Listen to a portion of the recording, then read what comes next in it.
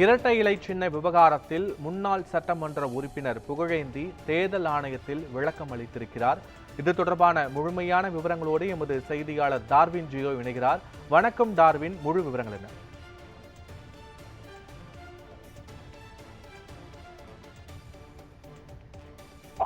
தேர்தல் ஆணையத்தில் பல்வேறு குறிப்பாக அதிமுக கட்சியுடைய வழக்குகள், சிவில் வழக்குகள் என்பது தொடர்ச்சியாக நிலுவையில் இருக்கக்கூடிய சூழலில் ஒரு சாரருக்கு மட்டும் இந்த கட்சி மற்றும் அந்த சின்னத்தை ஒதுக்கக்கூடாது என்றுதான் புகழேந்தி, அதே போன்று கே.சி. பழனிசாமி, ராம்குமார் ஆதித்தன், கிரண் பழனிசாமி, சூரியமூர்த்தி உள்ளிட்ட பலர் இந்த தாக்கல் செய்திருந்தார்கள். இந்த வழக்குகளை விசாரித்த சென்னை உயர்நீதிமன்றமானது தேர்தல் ஆணையம் இந்த விவகாரத்தில் ஒரு முடிவு எடுப்பதற்கான ஒரு கால அவகாசத்தை வழங்கியது.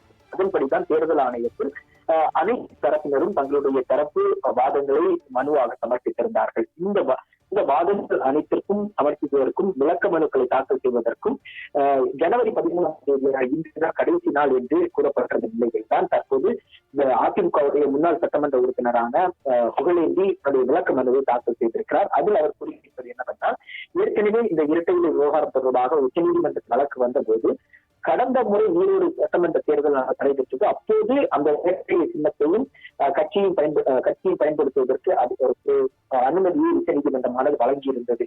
எனவே அந்த விவகாரத்தை பயன்படுத்தித்தான் ஏற்கனவே நாடாளுமன்ற தேர்தலிலும் எடப்பாடி பழனிசாமி இரட்டை இலை சின்னத்தையும் அதிமுகவுடைய கட்சி பெயரையும் பயன்படுத்தி இருக்கிறார். இது தவறான விஷயம். தேர்தல் ஆணையத்தை அனுமதித்திருக்க கூடாது என்று அவர் தன்னுடைய விளக்க மனுவில் தெரிவித்திருக்கிறார். மேலும் ஏற்கனவே கீழமை நீதிமன்றங்களில் தொடரப்பட்டிருக்கக்கூடிய அந்த சிவில் வழக்குகளில் முடிவுக்கு எட்டப்படும் வரை இந்த இரட்டை இலை சின்னம் மற்றும் அதிமுகவுடைய கட்சி அந்த அதிகாரத்தையும் எடப்பாடி பழனிசாமிக்கு வழங்க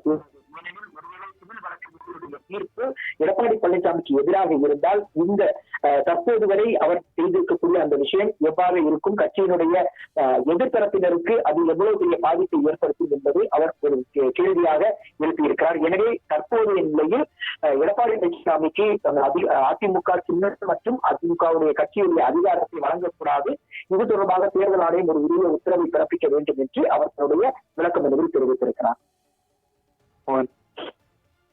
முழுமையான விவரங்களுக்கு நன்றி டார்வின்.